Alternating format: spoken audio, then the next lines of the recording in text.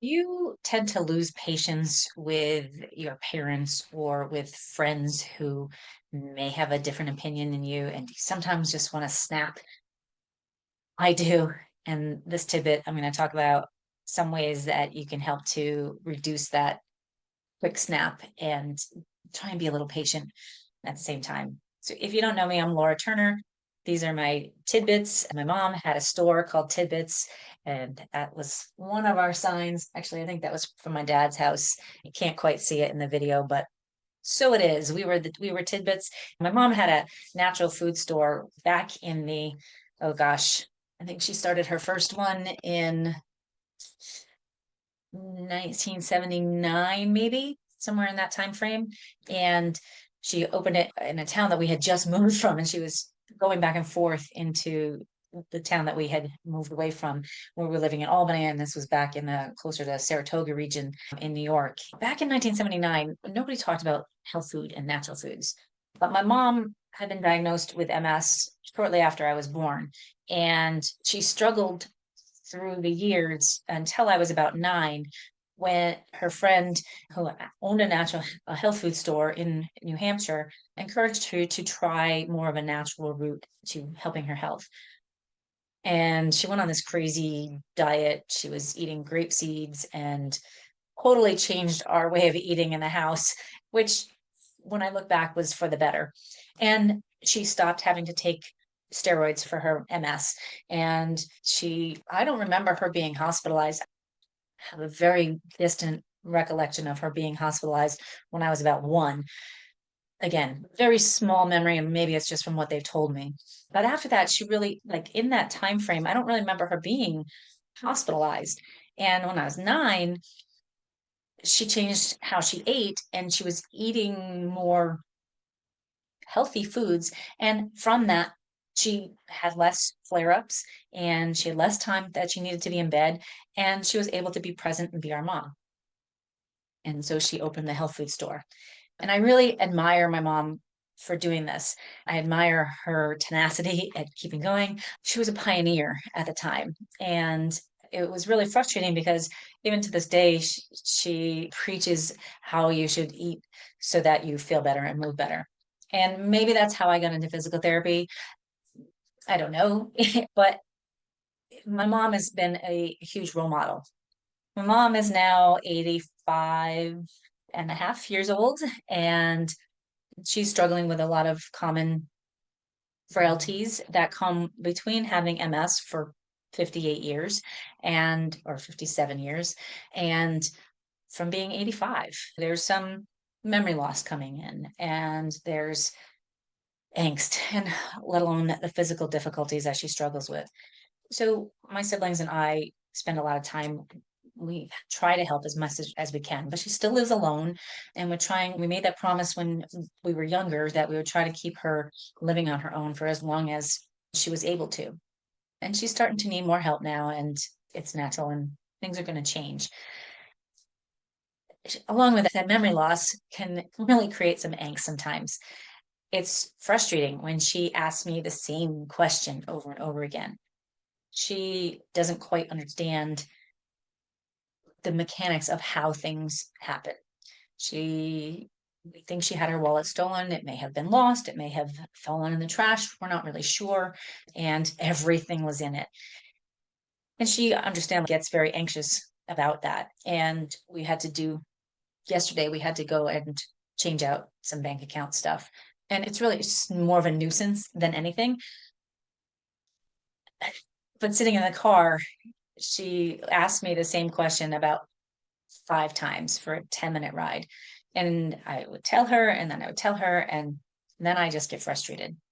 I'm not proud of myself for this. I recognize this is not a solid trait of mine. Part of it comes from my mom was always the person who directed me to pay attention to. She got me through physical therapy school. I would have quit college altogether if it wasn't for my mom. She told me that I could do anything I put my mind to. And so I know she's a strong person. She taught me to be kind, to be accepting of others. And it's really hard to watch her struggle and to realize that it's I can't get mad at her for not remembering that she just asked me this, and we just literally just talked about it. And so yesterday I tried to, before I go to see her these days, I'm trying to pause for a second. I'm trying to put a circle around myself, take a breath, recognize that this is where she's at, and I can't change that. I can just change how I respond to it, and to sometimes just say, yep. Sometimes ask her, what do you think? And I tend to question, because I think the more we use our brain, the better we're going to be able to use our brain. So sometimes I just ask her to talk me through it. And, hey, I just said this. What do you think? Tell me back what I just said. And sometimes she can't do it, and sometimes she can. And when I can be patient, when I can take a breath and just remember who she is, it helps me to be better with where she's at now. It's not easy. Watching your parents age it's not easy at all.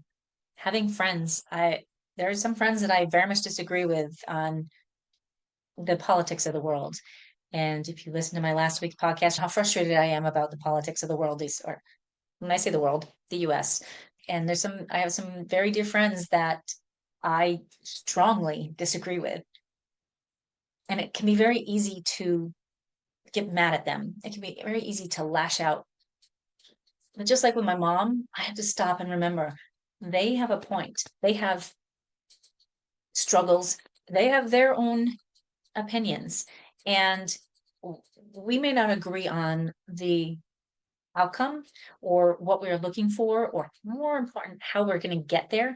I think we all want the same thing in life. We all want to feel connected. We all want to have love. We want everything. We want things to be fair. I believe that across the board. But sometimes we have different ways of how to get there. And so just like with my mom, we have to stop and we have to listen. And we have to take a moment and pause. Maybe we ask some questions instead of just lashing out. Maybe we take a moment and just let that come. Let them express what they need to, and take a breath. And then continue the conversation. Ask more questions. The more we converse, the better the state of the world. The same thing goes with parents and the struggles. The point of this is for your own health and well-being. When you're struggling with parents or people that you may have arguments with, take a moment, pause, put yourself in their situation. How would you like to be treated in that situation? What can you learn about why they feel the way they do? And what can you do to help ask more questions, help them to understand? The repeat back factor, it's been effective with my mom. I still have to do the same thing over and over again, but it helps her in that moment. I think the same thing can happen with conversations with our friends as well. So take time to listen, take time to ask questions, take time for yourself, like, shut everything down and just take a breath and appreciate the world and be grateful for what you do have. No matter what side you're on and what struggles you're having, there's always something positive to look at in your world. You woke up today, you're breathing, you're listening to me on this podcast or in this tidbit. There's always something good there. So take a breath and recognize that, and then try and be patient. I think patience is a virtue, and I think it can really do the world a world of good for us being present with our family and our loved ones and our friends. All right, that's the tidbit for the week. Go check out the past episodes.